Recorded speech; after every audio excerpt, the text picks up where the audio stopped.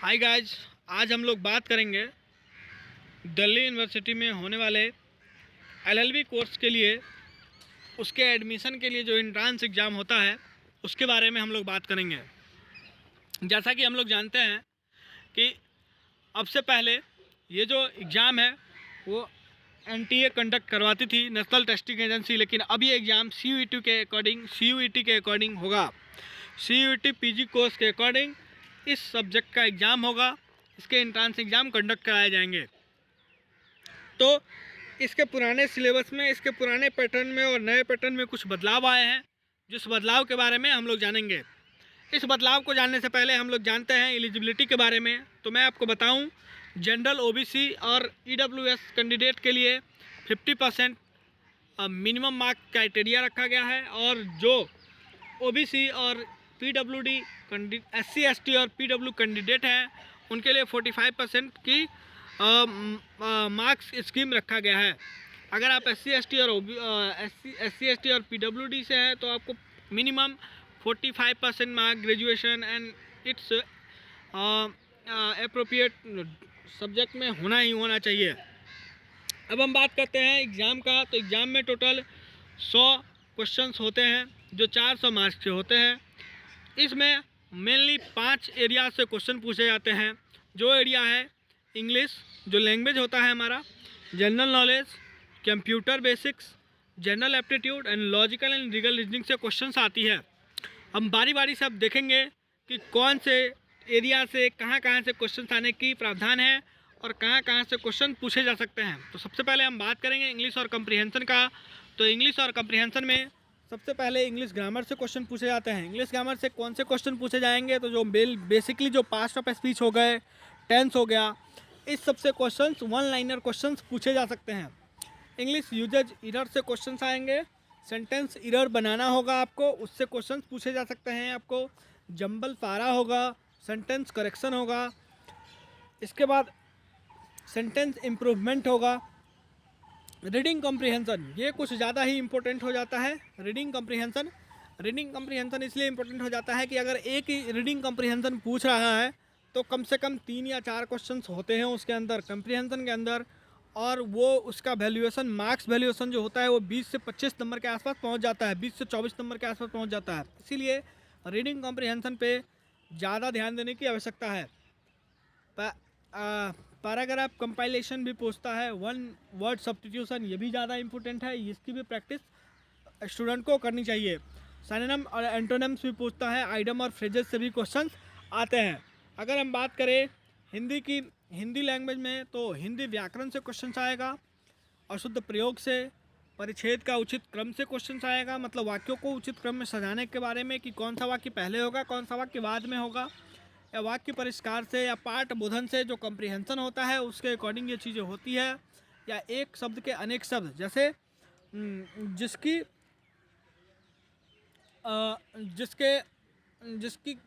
जैसे हम बात करें एक शब्द के अनेक शब्द में, जिसकी पत्नी मर गई हो, जिसे उसे कहते हैं विदुर। ऐसे वाक्यों वाले सेंटेंस वाले शब्द पूछे जाते हैं। या समानार्थी और विलोम शब्द पूछे जाएंगे, या मुहावरे या कहावतें भी पूछी जा सकती हैं। इन चीज़ों के लिए आपको इससे पहले तो हिंदी लैंग्वेज का प्रावधान हमारे DU LLB के एंट्रेंस एग्जाम में नहीं था, लेकिन BHE और इलाहाबाद में ये चीज़ें पूछी जाती थी। तो अगर आप प्रीवियस ईयर क्वेश्चन BHE और इलाहाबाद का देखते हो तो आपको ये चीज़ें कंफर्म पता चल जाएगा कि कैसे क्वेश्चंस हिंदी लैंग्वेज से आने की संभावनाएं हैं और पूछी जाती है। अगर हम बात करें दूसरे एरिया जो जनरल नॉलेज और अवेयरनेस से रिकॉर्डिंग है, तो इसमें अगर हम बात करें तो सबसे पहले तो एक महत्वपूर्ण और इम्पोर्टेंट एरिया हो जाता है इसके अंदर, वो होता है करंट अफेयर। तो आपको मिनिमम 8 मंथ तक के करंट अफेयर को देखना होगा, इम्पोर्टेंट बातों को देखना होगा। इसके बाद लिटरेचर के बारे में जानकारी रखनी होगी, हिस्ट्री के बारे में जानकारी रखनी होगी, हिस्ट्री पढ़ना होगा। बेसिकली मॉडर्न हिस्ट्री से क्वेश्चंस आते हैं, और हिस्ट्री में मॉडर्न हिस्ट्री, इसके बाद कांग्रेस का जो अधिवेशन हुआ है पूरे 1885 से लेकर के 1947 तक के जो इम्पोर्टेंट अधिवेशन है, या उनके जो अध्यक्ष रहे हैं उनके बारे में क्वेश्चन पूछा जाता है बेसिकली। और इसके बाद इंडियन कॉन्स्टिट्यूशन में जो मेजर टॉपिक है, जैसे फंडामेंटल राइट हो गया, सिटीजनशिप हो गया, पार्लियामेंट हो गया, लेजिस्लेशन हो गया, इसके बाद सुप्रीम कोर्ट हो गया, हाई कोर्ट हो गया, इससे इमरजेंसी प्रोविज़न हो गया, इससे ज़्यादातर क्वेश्चंस पूछे जाते हैं। इसके बाद पर्सनैलिटी से क्वेश्चन आएगा, इसके बाद स्पोर्ट्स से रिलेटेड क्वेश्चन भी करंट अफेयर के ही अंतर्गत आ जाती है। इसके बाद नेशनल इंटरनेशनल इकोनॉमी, ये क्वेश्चन भी करंट अफेयर के अंतर्गत ही आ जाएगा। आपको करंट अफेयर आपको हम अपनी प्रायोरिटी में रखना होगा। कम से कम 10 से 12 क्वेश्चन ऐसे होंगे जो करंट अफेयर से पूछे जा सकते हैं। इसके बाद साइंस से भी क्वेश्चंस आएंगे।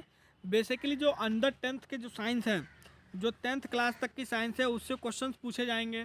इसके बाद पॉलिटिक्स, ये भी हमारे जो इंडिया में जो घटनाएं घट रही है, जो पॉलिटिक्स हमारे इंडिया में हो रही है या इंडिया से बाहर जो चीज़ें हो रही है, as like as Ukraine war हो रहा है या कॉन्फ्लिक्ट हो रहा है, तो ये एक पॉलिटिक्स का हिस्सा है।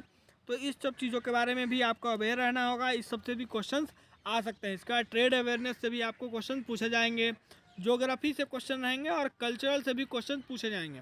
इसके बाद बात करें कंप्यूटर बेसिक्स, तो ये जो है सो CUET ने नया चीज़ इंट्रोड्यूस करा है। इससे पहले जो NTA एग्ज़ाम कंडक्ट कराती थी DULLB के, इसमें ये चीज़ें नहीं पूछी जाती थी।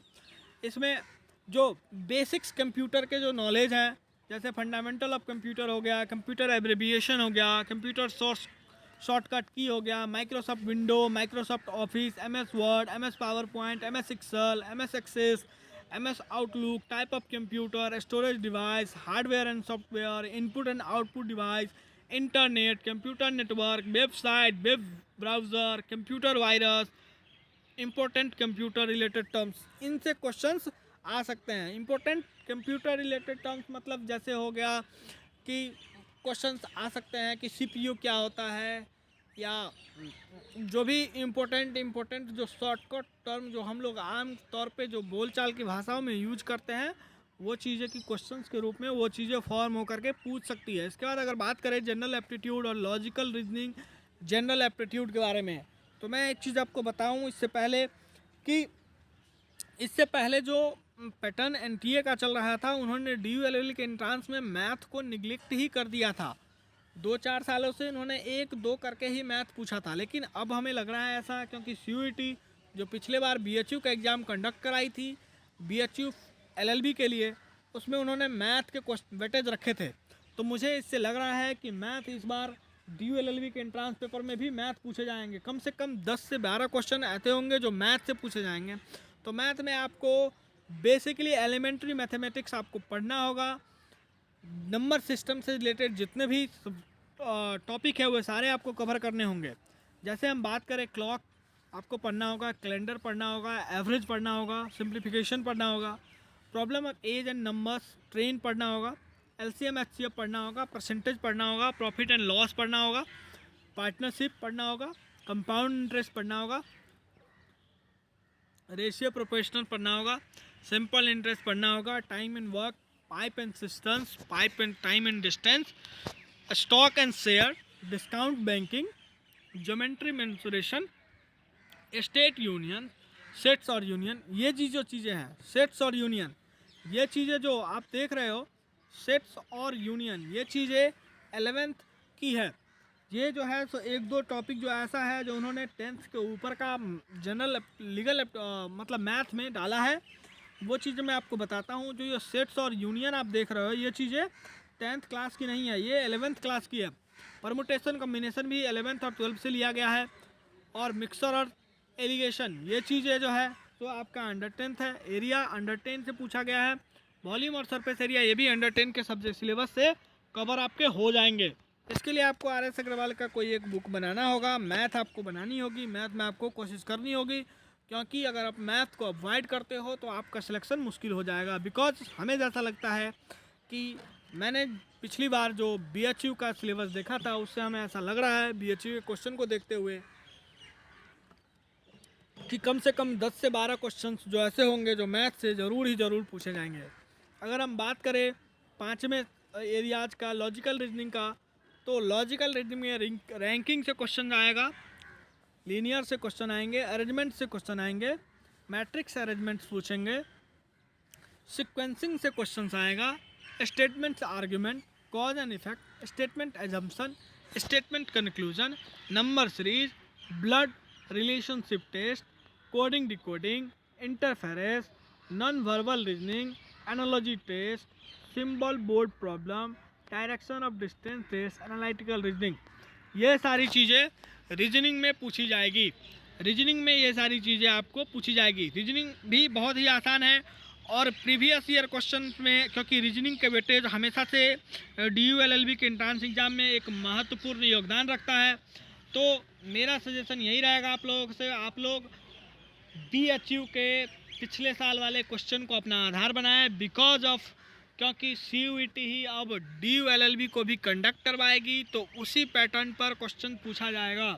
इसीलिए आप लोग DU-LLB के पिछले 10 साल के क्वेश्चन को तो बनाए ही बनाएं, लेकिन इससे ज़्यादा इम्पोर्टेंट इस बार ये चीज़ें हो जाएंगी, क्योंकि आप BHU 3 ईयर LLB के जो पेपर्स आए होंगे, जो पिछली बार के पेपर्स हैं, जो CUET के अकॉर्डिंग हुआ था, उसे आप ज़रूर देखें और उसको आधार बनाकर अपने प्रिपरेशन को आगे बढ़ाएं। आपको सफलता अवश्य हासिल होगी। अगर फिर भी अगर कोई डेवलपमेंट होता है या कोई अगर नोटिस आता है तो फिर मैं आपके सामने आऊँगा। तब तक के लिए जय हिंद, जय भारत।